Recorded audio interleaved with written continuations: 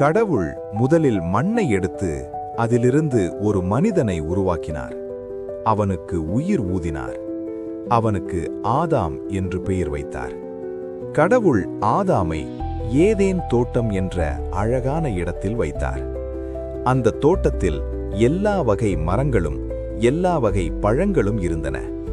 கடவுள் ஆதாமிடம் ஒரு கட்டளை சொன்னார். இந்த தோட்டத்திலுள்ள எல்லா பழங்களையும் சாப்பிடலாம். ஆனாலும் நல்லது கெட்டது அறிய செய்யும் மரத்தின் பழத்தை சாப்பிடக்கூடாது. சாப்பிட்டால் மரணம் வரும். ஆதாம் தனியாக இருப்பதை பார்த்த கடவுள், மனிதன் தனியாக இருப்பது நல்லது இல்லை என்று சொல்லி ஆதாமை ஆழ்ந்த தூக்கத்தில் வைத்தார். அவன் விலா எலும்பில் ஒன்றை எடுத்து அதிலிருந்து ஒரு பெண்ணை உருவாக்கினார். அவளுக்கு ஏவாள் என்று பெயர் வைத்தார். ஆதாம் அவளை பார்த்து, இவள் என் எலும்பிலிருந்து வந்த எலும்பு, என் மாம்சத்திலிருந்து வந்த மாம்சம் என்று மகிழ்ந்தான். ஒரு நாள் ஏவாள் தோட்டத்தில் தனியாக இருந்தபோது பாம்பு அவளிடம் பேசினது. அது சொன்னது, இந்த மரத்தின் பழத்தை சாப்பிடக்கூடாதுன்னு கடவுள் உண்மையிலேயே சொன்னாரா? ஏவாள் பதில் சொன்னாள், இந்த பழத்தை சாப்பிட்டால் நாங்கள் இறந்து விடுவோம்.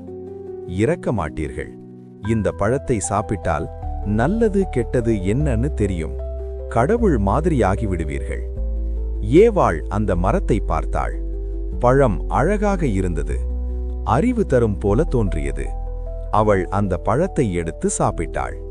பிறகு அதை ஆதாமுக்கும் கொடுத்தாள். ஆதாமும் சாப்பிட்டான். அவர்கள் சாப்பிட்டவுடன் தங்களின் நிர்வாணத்தை உணர்ந்தார்கள். அவர்கள் அத்திப்பழ இலைகளை எடுத்து தங்களை மறைத்துக் கொண்டார்கள்.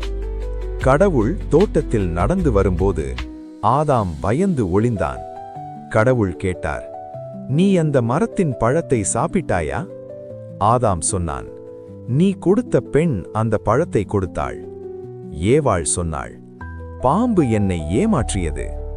அதனால் கடவுள், பாம்புக்கு சாபம், ஏவாளுக்கு வலி கஷ்டம், ஆதாமுக்கு உழைப்பு வியர்வை என்று தீர்ப்பு சொன்னார்.